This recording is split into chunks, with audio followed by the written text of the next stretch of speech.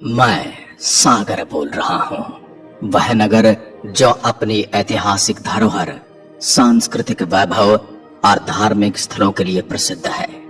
मेरी धरती पर एक से बढ़कर एक राजाओं और संतों ने अपनी छाप छोड़ी है। मैं आपके सामने आज वराह अवतार की प्रतिमा का वो रहस्य खोलने वाला हूँ। उसे जानकर आप भी आश्चर्यचकित रह जाएंगे। मेरे इतिहास की जड़ें बहुत गहरी हैं, जिनमें आपको रामायण और महाभारत काल की कहानियों के रहस्य मिलेंगे। आज मैं आपको अपने सागर की अद्भुत यात्रा पर लेकर जाने वाला हूँ, जहाँ आप जानेंगे मेरे गौरवशाली इतिहास, धार्मिक स्थलों और प्राकृतिक सौंदर्य के बारे में। वीडियो की शुरुआत करते हुए सबसे पहले सागर की कुलदेवी माता हरसिद्धि की जय जयकार करना चाहता हूँ, क्योंकि उन्हीं की कृपा से मैं आज अपने इस रूप में हूँ। तो चलिए जय माता दी लिखकर वीडियो की शुरुआत करते हैं। मेरे साथ सागर की यात्रा की शुरुआत करने से पहले कमेंट करके बताइए कि आपको किस स्थान पर वीडियो देखना है। रामायण काल। रामायण काल में मेरा यह क्षेत्र विंध्य पर्वत का हिस्सा रहा है। विंध्याचल की पर्वतमाला में बसी मेरी यह भूमि वन्य प्राणियों और साधु संतों की तपोभूमि रही है। कहा जाता है कि भगवान राम जब माता सीता और लक्ष्मण के साथ वनवास के दौरान यहाँ से गुजरे थे, तब उन्होंने यहाँ के वन क्षेत्र में कई दिन व्यतीत किए। ऋषि मुनियों की तपोभूमि होने के कारण इस क्षेत्र का पौराणिक महत्व और बढ़ जाता है। महाभारत काल। महाभारत काल में मेरा यह सागर का क्षेत्र विदर्भ राज्य के अंतर्गत आता था। विदर्भ के राजा रुक्मणी के भाई रुक्मी का यहाँ विशेष प्रभाव रहा। आपको ज्ञात हो कि रुक्मणी के भाई रुक्मी ने प्रतिज्ञा की थी कि वह या तो श्री कृष्ण को बंदी बनाकर लौटेगा या फिर कुंडिनपुर में अपना मुंह नहीं दिखाएगा। रुक्मी और श्री कृष्ण का घनघोर युद्ध हुआ। श्री कृष्ण ने उसे युद्ध में हराकर अपने रथ से बांध दिया, किंतु बलराम ने उसे छुड़ा लिया। उन्होंने श्री कृष्ण से कहा, रुक्मी अब अपना संबंधी हो गया है, किसी संबंधी को इस तरह का दंड देना उचित नहीं। रुक्मी अपनी प्रतिज्ञा के अनुसार पुनः लौटकर कुंडिनपुर नहीं गया। मेरे इस सागर क्षेत्र का महाभारत के युद्ध में भी महत्वपूर्ण योगदान था। यह स्थान एक प्रमुख व्यापारिक मार्ग का हिस्सा था और उत्तर और दक्षिण भारत को जोड़ता था। महाभारत के वन पर्व में इस मार्ग का उल्लेख मिलता है। प्राचीन इतिहास। महाभारत के बाद इस क्षेत्र में कई राजवंशों का शासन रहा। इनमें वाकाटक, राष्ट्रकूट और परमार वंश प्रमुख थे। वाकाटक वंश ने इस क्षेत्र पर 3री शताब्दी में शासन किया और उनके शासनकाल के दौरान सागर में कई महत्वपूर्ण सांस्कृतिक और धार्मिक केंद्र स्थापित किए गए। परमार वंश ने भी यहाँ अपनी अमिट छाप छोड़ी। उनके शासनकाल में सागर क्षेत्र में कई मंदिर, किले और बस्तियां बसाई गई।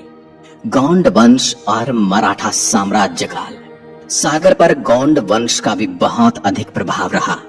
गौंड राजा संग्राम शाह ने इस क्षेत्र को अपनी राजधानी बनाया और यहाँ एक नया शहर स्थापित किया।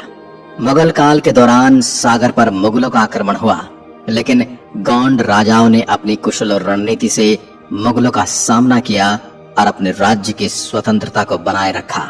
इसके बाद मराठा काल में पेशवाओं का प्रभाव बढ़ा और उन्होंने सागर क्षेत्र को एक समृद्ध नगर के रूप में विकसित किया। ब्रिटिश काल। ब्रिटिश काल में सागर ने एक महत्वपूर्ण मोड़ लिया। अंग्रेजों ने सागर को अपने प्रशासनिक केंद्र के रूप में विकसित किया। उन्होंने यहाँ पर किले, भवन और बुनियादी सुविधाओं का निर्माण किया, जिससे यह नगर मध्य भारत का प्रमुख केंद्र बन गया। अंग्रेजों के शासन के दौरान यहाँ कई चर्च, भवन और किले बनवाए गए, जिनका वास्तुशिल्प आज भी देखने योग्य है। आधुनिक सागर। आधुनिक काल में सागर एक महत्वपूर्ण शैक्षणिक, सांस्कृतिक और औद्योगिक केंद्र बन चुका है। यहाँ की प्राकृतिक सुंदरता, जैसे कि गढ़पहरा का किला, सागर झील और तिल्ली झील, पर्यटकों को अपनी ओर आकर्षित करती है।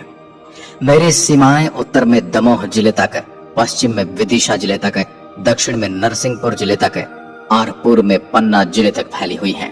मेरा क्षेत्रफल 10,252 वर्ग किलोमीटर में फैला हुआ है और मेरी जनसंख्या लगभग 24 लाख है। मेरे नाम की उत्पत्ति हिंदी शब्द सागर से हुई है, जिसका अर्थ झील या समुद्र है। जाहिर तौर पर बड़ी और एक बार सुंदर झील के कारण इसके चारों ओर सागर शहर बनाया गया था। सागर की स्थापना 1660 में उदान सिंह द्वारा की गई थी और 1867 में एक नगर पालिका का गठन किया गया। एक प्रमुख सड़क और कृषि व्यापार केंद्र इसमें तेल और आटा मिलिंग, सॉ मिलिंग, घी प्रसंस्करण, हथकरघा, कपास बुनाई, बीड़ी निर्माण और रेलवे जैसे उद्योग हैं। मेरे इस विशाल आकार को सिर्फ सागर शहर समझने की भूल मत करना। सागर कुल 19 तालुकाओं में बटा हुआ है। 2 नगर परिषद के साथ साथ 1069 ग्राम पंचायतें हैं, जो मेरे इस विशाल क्षेत्र में फैले 1681 गांवों की सेवा में लगी हुई हैं। मेरे इस विशाल सागर से निकटतम घरेलू हवाई अड्डा डुमना हवाई अड्डा जबलपुर है, जो मोटे तौर पर 4 घंटे का ड्राइव सागर से है।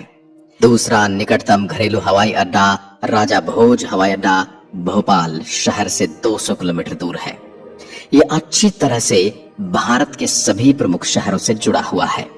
मेरे सागर शहर में अपना रेलवे स्टेशन है, जिसका नाम सागर रेलवे स्टेशन है, जो मध्य प्रदेश के प्रमुख शहरों से जुड़ा है। यह दिल्ली, ग्वालियर, मथुरा, जम्मू, अमृतसर, मुंबई, बंगलोर, भोपाल, चेन्नई, गोवा और हैदराबाद जैसे शहरों से सीधा जुड़ा हुआ है।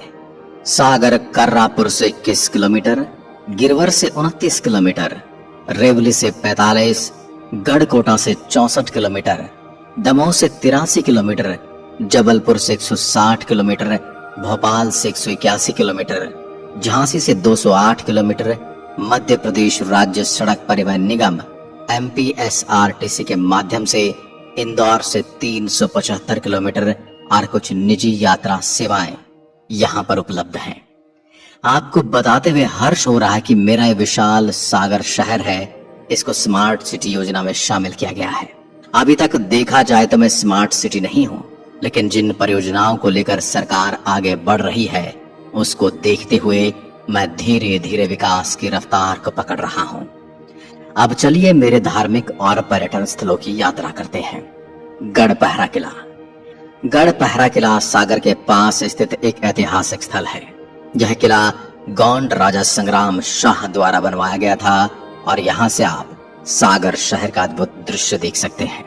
जिले के आसपास कई प्राचीन मंदिर और जलाशय हैं, जो इसे और भी खास बनाते हैं। सागर झील। सागर झील सागर शहर के मध्य में स्थित एक बहुत ही सुंदर जलाशय है। इस झील का निर्माण मराठा शासनकाल में हुआ था। यह झील यहाँ के लोगों के लिए जल स्रोत के साथ साथ मनोरंजन का भी केंद्र है। यहाँ पर बोटिंग का आनंद ले सकते हैं और इसके किनारे स्थित पार्क में समय बिता सकते हैं। तिल्ली झील। तिल्ली झील एक प्राकृतिक जलाशय है, जो शहर से कुछ किलोमीटर की दूरी पर है। मालथोन का शिव मंदिर। मालथोन का शिव मंदिर एक प्राचीन और पवित्र स्थल है, जो सागर जिले के मालथोन गांव में स्थित है। यह मंदिर भगवान शिव को समर्पित है और यहाँ हर साल महाशिवरात्रि के अवसर पर भव्य मेले का आयोजन होता है। नरियावली धाम। यह धार्मिक स्थल सागर जिले के नरियावली गांव में स्थित है। यहाँ पर भगवान शिव, भगवान विष्णु और देवी दुर्गा के मंदिर हैं। यह स्थान अपनी धार्मिक महत्ता के साथ साथ प्राकृतिक सुंदरता के लिए भी प्रसिद्ध है। सिद्धि विनायक मंदिर बीना। और बीना कस्बे में स्थित है। यहाँ पर भगवान गणेश की मूर्ति स्थापित है और श्रद्धालुओं को मनोकामनाएं पूर्ण करने का आशीर्वाद देती है। श्री विष्णु मंदिर खुरई। यह मंदिर खुरई कस्बे में स्थित है।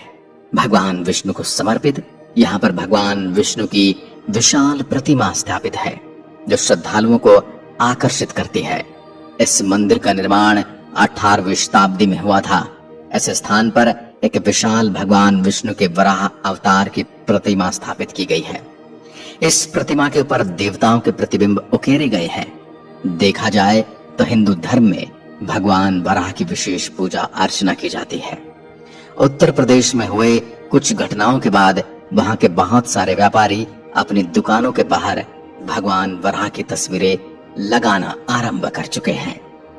इन सभी स्थानों के अलावा आप सागर के आसपास के कई अन्य स्थानों पर भी जा सकते हैं, जैसे कि बलखंडेश्वर महादेव मंदिर, करिया जमाई मंदिर, संकट मोचन हनुमान मंदिर, कैला देवी मंदिर, रहली, वीरता भवन संग्रहालय। आशा है कि मेरे इस विशाल सागर के इस छोटे से